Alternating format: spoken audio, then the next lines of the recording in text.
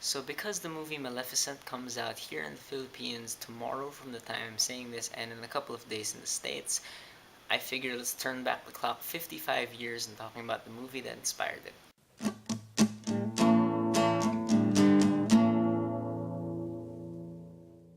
Alright, so Sleeping Beauty. Now, because this was a film directed and made like a long time ago, this had a lot of directors, and directors here aren't really like the typical directors you know now. They're animation directors, and they all directed like different characters in the movie.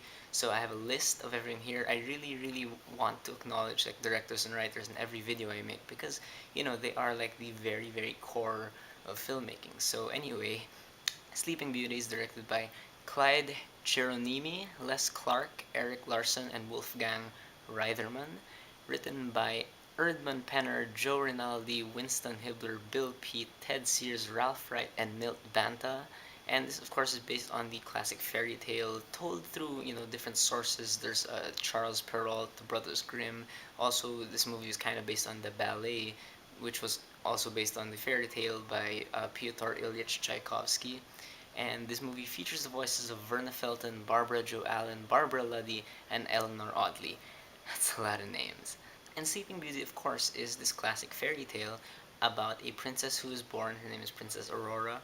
And the kingdom's all happy about it, but this evil fairy named Maleficent comes because she wasn't invited to the party. Apparently, she curses Princess Aurora that before the sun sets on her 16th birthday, she will prick her finger and pretty much die. But then the other fairies cast another spell on her that'll just make her kind of fall asleep, and she just is awaiting her true love's first kiss, and then she wakes up. This was the third Disney princess movie after Snow White and the Seven Dwarfs and Cinderella. It was also the last Disney princess movie until all the way in 1989 when they made The Little Mermaid.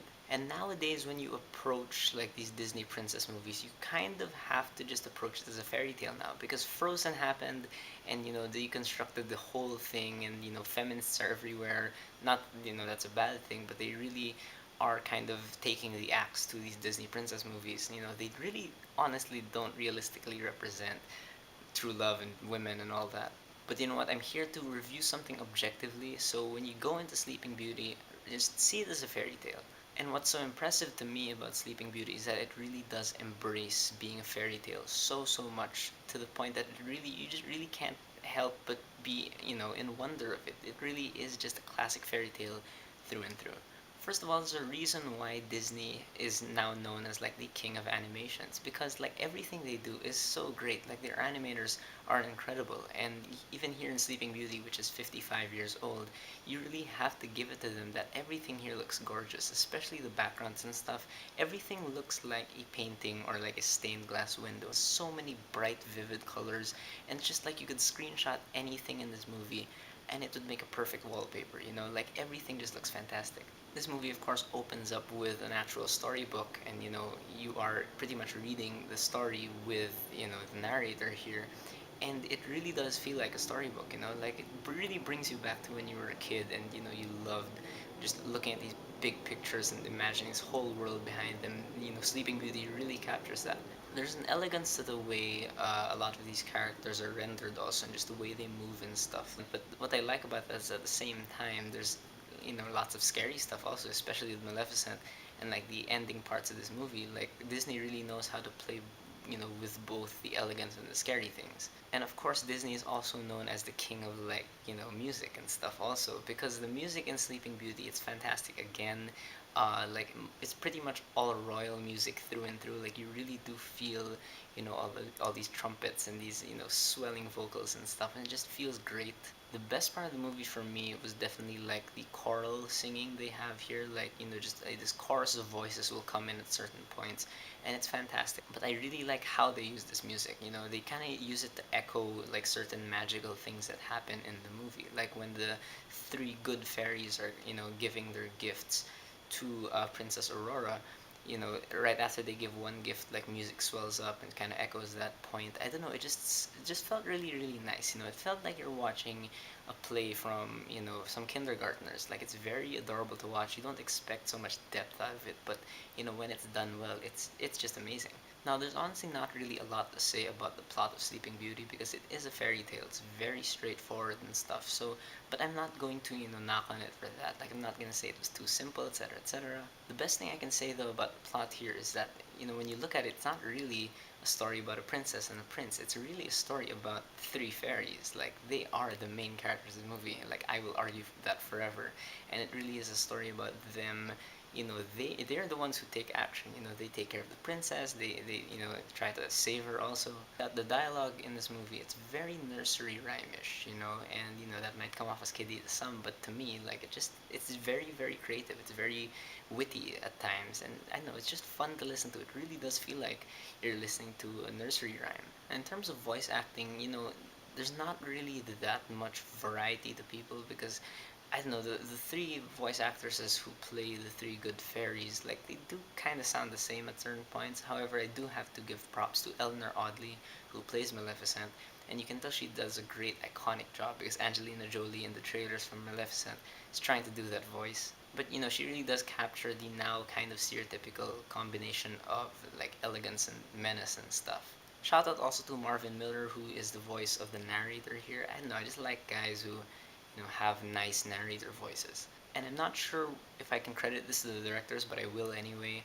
that I really enjoy how the storybook vibe is felt throughout this entire movie. Like, they really do open it up, telling you that, hey, this is a storybook, you should feel like you're in a storybook, and you really do. Like, there's not one moment in this movie where I kind of feel, sucked out of it. It really does feel like I'm a kid again reading a storybook.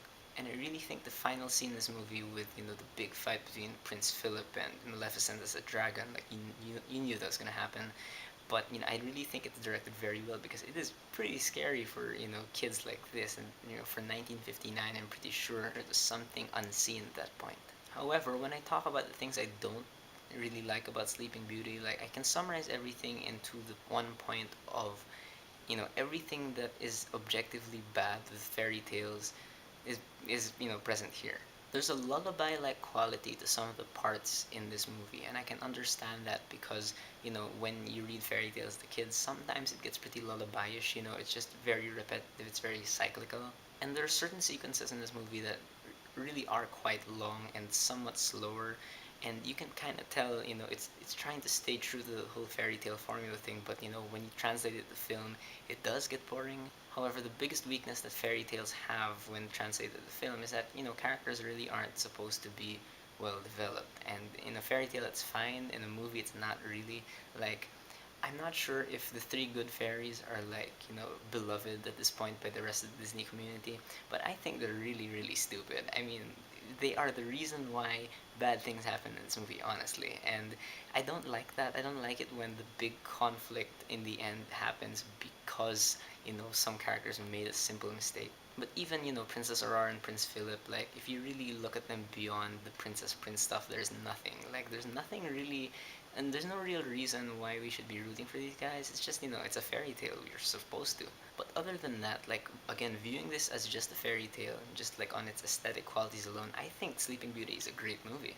Again, it's best that you don't look at this through any kind of lens, as much as modern times now would, tell you to subvert everything and see things in a new way. Like, if you look at this just as a fairy tale, it's gonna be great.